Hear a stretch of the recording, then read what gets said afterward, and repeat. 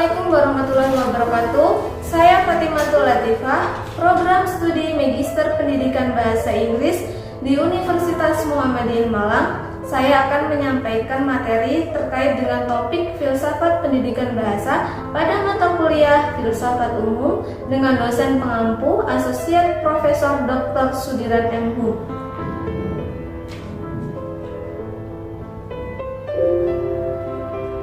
Baik, di dalam filsafat pendidikan bahasa ada beberapa topik yang akan saya bahas. Yang pertama yaitu definisi dari filsafat, yang kedua definisi dari filsafat pendidikan bahasa, yang ketiga fungsi dari filsafat dan bahasa, yang keempat fungsi dari retorika atau seni mengolah percakapan, yang kelima teori filsafat pendidikan bahasa, dan yang terakhir peran filsafat di dalam perkembangan bahasa. Sebelum kita membahas lebih lanjut mengenai filsafat pendidikan bahasa, kita harus mengetahui terlebih dahulu pengertian dari filsafat itu. Filsafat adalah metode bernalar secara ilmiah dengan melibatkan esensi dari sesuatu, cara mengetahui dan manfaat dari sesuatu tersebut. Filsafat juga dapat dianggap sebagai upaya manusia untuk memahami dan menemukan esensi dari arti dari segala hal yang ada di sekitar kita. Setelah kita mengetahui apa itu filsafat, lalu apa yang dimaksud dengan filsafat pendidikan bahasa? Jadi, filsafat pendidikan bahasa adalah cabang filsafat pendidikan yang khusus mempelajari masalah-masalah dasar yang terkait dengan pembelajaran, pengajaran, dan pengembangan bahasa dalam konteks pendidikan. Ia membahas pertanyaan-pertanyaan filosofis tentang arti dan peran bahasa dalam proses pendidikan serta implikasi filosofisnya terhadap praktik pengajaran bahasa. Bahasa memiliki peran penting bagi filsafat. Lalu, apa arti dari bahasa tersebut? Bahasa dapat diartikan sebagai media berpikir logis dan media untuk mengutarakan pemikiran atau hasil pemikiran. Jadi, apa sih fungsi dari filsafat dan bahasa? Fungsi filsafat yaitu menguraikan konsep-konsep yang terbentuk melalui bahasa. Dan fungsi bahasa adalah sebagai media berpikir logis dan media untuk mengutarakan hasil pemikiran. Selain itu, mempelajari bahasa sangat penting untuk meningkatkan pengetahuan dan berpikir logis. Pada abad ke-5 sebelum Masehi, di Yunani timbul seni memanfaatkan bahasa secara fasih untuk mempersuasi dan mengagitasi orang. Kemudian, seni tersebut berkembang menjadi retorika atau yang biasa kita sebut sebagai pengetahuan yang mempelajari tentang proses menyampaikan pernyataan pendapat kepada publik.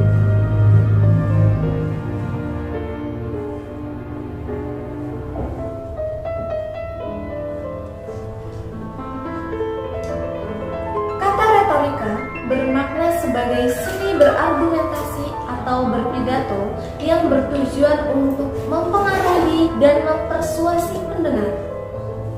Retorika atau seni mengolah percakapan memiliki 3 tujuan utama, yaitu yang pertama, untuk memperoleh kemenangan dalam perdebatan atau berargumentasi. Yang kedua, untuk mengembangkan seni dan keindahan bahasa sebagai media berkomunikasi dalam masyarakat. Dan yang terakhir yaitu untuk menyatakan kebenaran dari suatu fakta dan realita.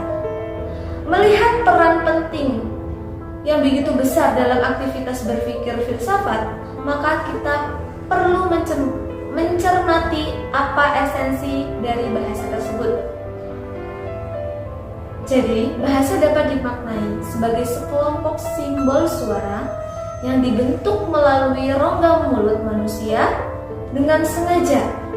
Dalam hal ini, bahasa juga dapat diartikan sebagai sistem tanda suara yang sifatnya arbiter dan memiliki makna yang dimanfaatkan oleh sekelompok orang untuk bertukar pengalaman dan gagasan.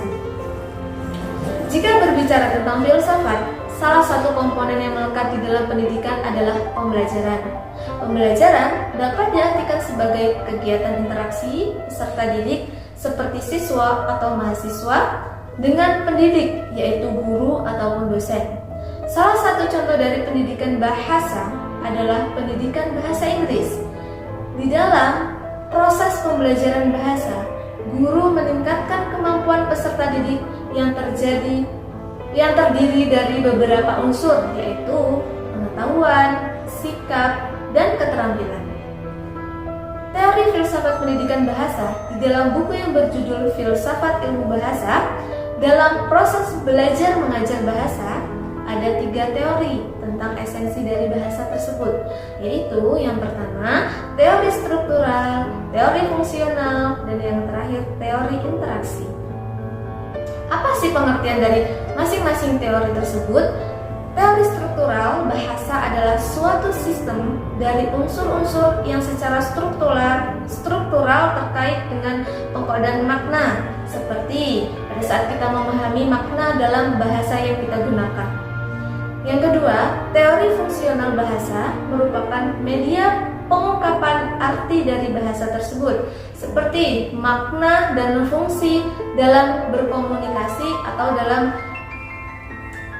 komunikasi antar sesama manusia. Dan yang terakhir yaitu teori interaksi.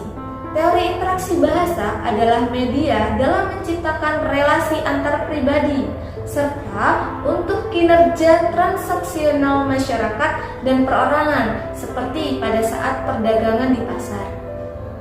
Terkait dengan teori tersebut, di dalam keterampilan yang harus dikembangkan oleh guru adalah yang menjawab kebutuhan dari masyarakat saat ini, seperti kebutuhan kompetensi berpikir kritis, kreativitas, dan kolaborasi. Jadi, peranan filsafat pendidikan bahasa jelas sangat penting atau berpengaruh terhadap perkembangan ilmu bahasa.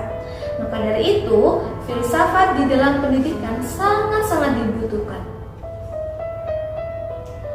Terdapat beberapa peran penting filsafat pendidikan di dalam perkembangan bahasa juga.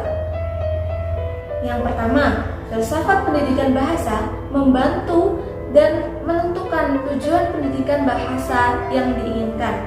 Yang kedua, filsafat pendidikan bahasa membantu dalam memahami dan menerapkan aspek etika dalam pendidikan bahasa. Tentu aspek etika itulah sangat penting pada saat kita menjadi manusia yang berpendidikan. Yang ketiga, filsafat pendidikan bahasa mempertimbangkan hubungan kompleks antara bahasa dan pemikiran yang biasa kita gunakan untuk pembelajaran. Dan yang terakhir, filsafat pendidikan bahasa membantu dalam mengembangkan pendekatan pembelajaran bahasa yang efektif. Melalui pemikiran filosofis, kita dapat mempertimbangkan berbagai teori dan konsep pendidikan bahasa, seperti metode pengajaran, evaluasi kurikulum, dan pengembangan bahan ajar. Baik, demikian materi yang dapat saya sampaikan. Saya akhiri. Wassalamualaikum warahmatullahi wabarakatuh.